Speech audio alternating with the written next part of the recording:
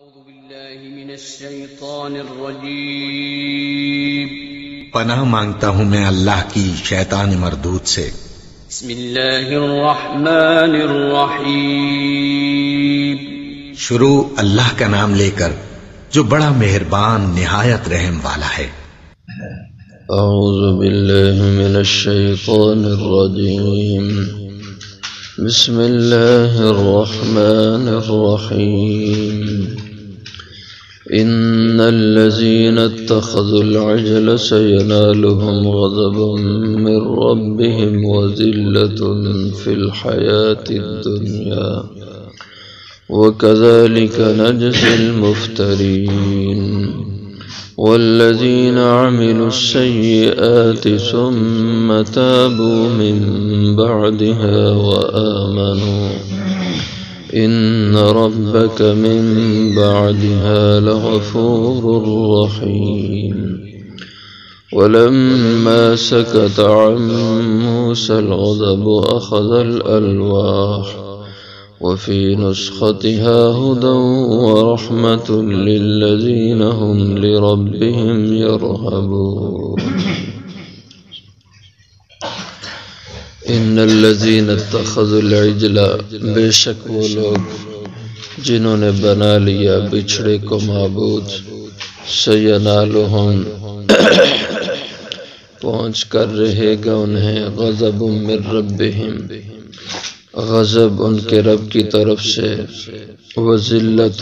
اور ذلت رسوائی فی الحیات الدنیا، دنیا کی زندگی میں،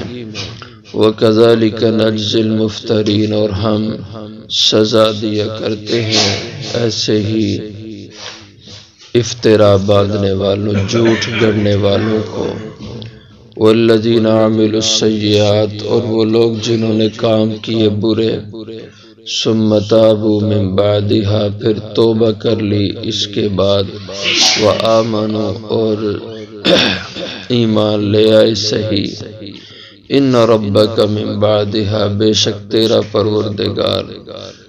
اس کے بعد لغفور الرحیم البتہ بخشنے والا ہے، مہربان ہے۔ ولما سکت اور جب تھم گیا ام موسیٰ الغضب موسیٰ علیہ السلام سے غصہ، اخذ الالواح پکڑا اپنے تختیوں کو، وفی نسختها اور ان کے مضمون میں، ہدن ہدایت کی باتیں تھیں، ورحمت للذین اور اس میں رحمت تھی ان لوگوں کے لیے، ہم لربہم یرہبون وہ جو اپنے رب سے ڈرتے ہیں۔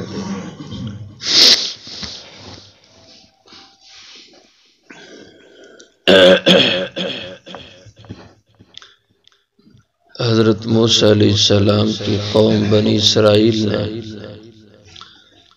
بچھڑے کی شکل میں اپنا خدا چن لیا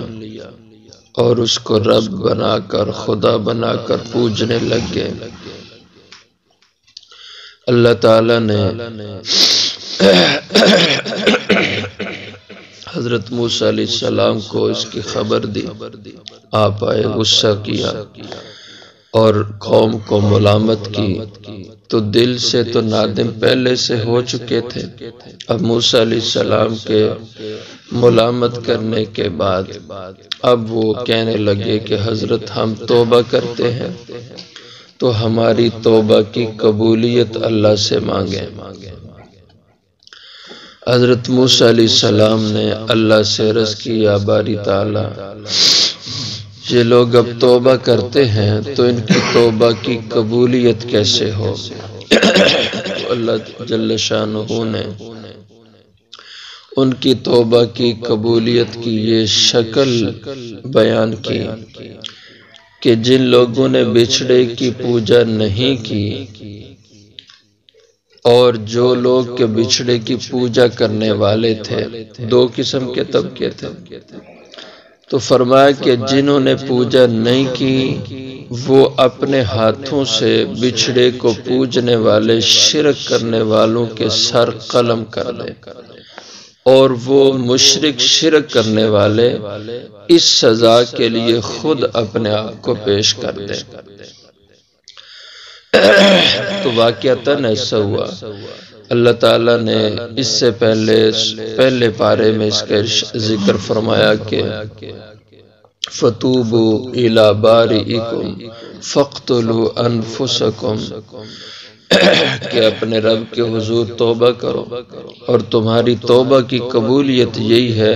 کہ فَاقْتُلُوا أَنفُسَكُمْ، کہ تم ایک دوسرے کو قتل کر دو، یعنی جنہوں نے شرک نہیں کیا وہ شرک کرنے والوں کو اپنے ہاتھوں سے قتل کر دے، اور شرک کرنے والے خود اپنے آپ کو اس قتل کے لیے پیش کر دے۔ اور کم و بیش مختلف تفسیری جو روایات ہیں ان کے مطابق 70,000 کے لگ بھگ لوگ تھے جنہوں نے شرک کیا تھا، اور سب نے اپنے آپ کو سزا کے لیے پیش کر دیا، تو ان کے سر قلم کر دیے گئے، 70,000 کے قریب سزا پائی انہوں نے۔ تو اصول اور ضابطہ یہی ہے کہ جب بھی کوئی انسان سچی توبہ کرتا ہے تو اللہ تعالیٰ اس نے جو جرم کیا ہوتا ہے جس پہ توبہ کرتا ہے تو اس جرم کے گناہ کو اللہ معاف کر دیتے ہیں۔ ہاں، اس کی جو سزا دنیا کی بنتی ہے تو توبہ کے بعد بھی سزا اس کی نافذ ہوتی ہے۔ جیسے ایک آدمی نے چوری کی، اب چوری کی شرعی سزا یہ ہے کہ چور کے ہاتھ کاٹے جائے۔ اب اگر وہ سچے دل سے توبہ کرتا ہے تو اس کا گناہ بھی معاف ہو جائے گا، اور گناہ معاف ہونے کے باوجود اس کو سزا دنیا کی ہاتھ کاٹنے کی ملے گی۔ یہ نہیں ہے کہ چور چوری سے توبہ کر لے تو اب دنیا کی سزا اس پہ نافذ نہیں ہوگی۔ بدکار بدکاری کرے تو اب بدکاری کے بعد اس کا جرم ثابت ہو جائے تو اس پہ سزا شرعی نافذ ہوگی۔ ہاں، جو توبہ کی ہے تو اس توبہ کا فائدہ اس کو یہ ہوگا کہ اس کا آخرت کا معاملہ صحیح ہو جائے گا، اس کے ذمے سے گناہ اتر جائے گا۔ لیکن اگر توبہ نہ کرے، اس پہ دنیا کی سزا نافذ ہو جائے تو اب آخرت میں وہ مجرم باقی رہے گا، اس لیے کہ اس نے اس گناہ سے دل سے توبہ نہیں کیا۔ اس لیے ان کی توبہ کی یہی قبولیت کی شرط اللہ نے رکھی کہ یہ اپنے آپ کو قتل کے لیے پیش کریں، یہ ان کی دنیا کی سزا ہے۔ ان الذین اتخذوا العجل، بے شک جو لوگ کہ انہوں نے بنا لیا بچھڑے کو معبود، یعنی شرک کیا، سینالہم غضب من ربہم، پہنچے گا انہیں غضب غصہ ان کے رب کی طرف سے، وذلۃ فی الحیات الدنیا، اور ذلت اور رسوائی دنیا کی زندگی میں۔ تو ان کو سزا کا ملنا، جو اتنے لوگ ان کے قتل ہوئے، یہ دنیا کی رسوائی تھی۔ وَكَذَلِكَ نَجْزِي الْمُفْتَرِينَ، اور ایسے ہی ہم سزا دیا کرتے ہیں دین اور اللہ کے بارے میں جھوٹ بنانے والوں کو۔ وَالَّذِينَ عَمِلُوا السَّيِّئَاتِ، اور وہ لوگ جنہوں نے کام کیے برے، ثم تابوا، پھر توبہ کر لی، من بعدها، ان برے کاموں کے بعد، وآمنوا، اور سچے دل سے تابعدار ہو گئے، ایمان کی راہ پہ چل پڑے، ان ربک من بعدها، بے شک تیرا پروردگار اس توبہ کے بعد، من بعدها، اس توبہ کے بعد، لغفور الرحیم، البتہ بخشنے والا ہے، مہربان ہے۔ تو دو قسم کے حق ہوتے ہیں، توبہ کے بارے میں تھوڑی سی بات سمجھ لیں۔ ایک حق ہوتا ہے جو اللہ کی ذات سے جس کا تعلق ہوتا ہے، اور ایک حق ہوتا ہے جس کا تعلق بندے سے ہوتا ہے۔ اور پھر جو اللہ کی ذات سے حق ہیں ان میں بھی دو قسمیں ہوتی ہیں۔ ایک حق وہ ہوتے ہیں کہ جن کی قضا ہے، جن کا بدل ہے، اور دوسرے حق وہ ہوتے ہیں کہ جن کا بدل نہیں ہے، جن کی قضا نہیں ہے۔ مثلا نماز روزہ ہے، ان کی قضا ہے، اب ان پہ توبہ انسان کرتا ہے تو اس کی صورت یہ ہوگی کہ توبہ کرنے سے اس کے نماز چھوڑنے کا گناہ، روزہ چھوڑنے کا گناہ یہ اللہ معاف کر دیں گے توبہ سے، لیکن اس کو اس کے ساتھ نماز قضا کرنی پڑے گی جو چھوڑ دی ہوئی ہے، جو روزے چھوڑے ہوئے ان کی قضا کرنا پڑے گی، تب توبہ اس کی مکمل ہوگی۔ اور اگر توبہ کرے اور جتنی نمازیں اس نے چھوڑ دی ہیں وہ قضا نہ کرے، روزے چھوڑے وہ قضا نہ کرے، تو اس کی توبہ قبول نہیں ہے۔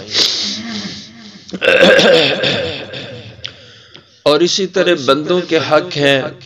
تو انسان اس پہ توبہ کرتا ہے، مثلا گناہگار آدمی تھا، جیسی تیسی اس کی اب توبہ کرتا ہے، تو اب جو حق اس کے ذمہ بندوں کے تھے، کسی کا مال غصب کیا، کسی کی زمین پہ قبضہ کیا، طرح طرح کے حق تھے، اب توبہ تب قبول ہے جب یہ حق بھی ان حقداروں کو واپس کرے گا، اور اگر حقداروں کو حق واپس نہیں کرتا تو سارا دن توبہ کرتا رہے تو اس کی اللہ کے ہاں توبہ قبول نہیں ہوگی۔ اس لیے جو اللہ کے حق ہے واجب الادا ہے، توبہ کے لیے ان حقوق کو ادا کرنا لازم ہے، ورنہ توبہ نہیں۔ اور بندوں کے حق جو اس کے ذمہ واجب ہے ان پہ توبہ جو کرے تو توبہ قبول تب ہے جب وہ بندوں کے حق ادا کرے، پھر اللہ کے ہاں اس کی توبہ ہوگی۔ اس لیے فرمایا گناہ کے بعد جو توبہ کی تو پھر ایسے توبہ کرنے والے کے لیے رب لغفور الرحیم، البتہ بخشنے والا ہے، مہربان ہے، اللہ اس کی مغفرت کر دیں گے، جو کچھ اس سے ہوا اس سب کو اللہ معاف کر دیں گے، بڑے سے بڑے گناہ وہ بھی اللہ معاف کر دیں گے توبہ سے۔ اس لیے جب انسان سے گناہ ہو تو اللہ کے حضور توبہ کر لے، اور جو حق والا گناہ ہو تو اس حق کو ادا کر دے۔ ولما سکت، اور جب ٹھہر گیا، تھم گیا، سکت بمعنی سکون کے ہے، جب آپ کا غصہ ٹھنڈا ہو گیا، اب موسیٰ الغضب، موسیٰ علیہ السلام کا غصہ، اخذ الالواح، جو آتے غصے میں جلدی سے تختیاں رکھ دی تھیں اب وہ تختیاں اٹھائیں، وفی نسختها، اور ان تختیوں کے مضمون میں جو باتیں لکھی ہوئی تھیں، خداً وہ باتیں ہدایت کی تھی، یعنی ان میں لوگوں کے لیے ہدایت اور رہنمائی کی چیزیں تھیں، ورحمت، اور لوگوں کے لیے رحمت کی چیزیں، کہ ان باتوں پہ عمل کریں تو ان کے اوپر اللہ کی رحمتیں ہوں، اللہ ان کے لیے مہربان ہوں۔ للذین ہم لربہم یرہبون، ان لوگوں کے لیے جو اپنے رب سے ڈرتے ہیں، یعنی جو اللہ کے حضور جھکتے ہیں، ان کے دلوں میں اللہ کا خوف، اللہ کی محبت ہے، ان کے لیے اس تورات کے اندر ہدایت اور رحمت کا سامان موجود تھا۔ آخر دعوانا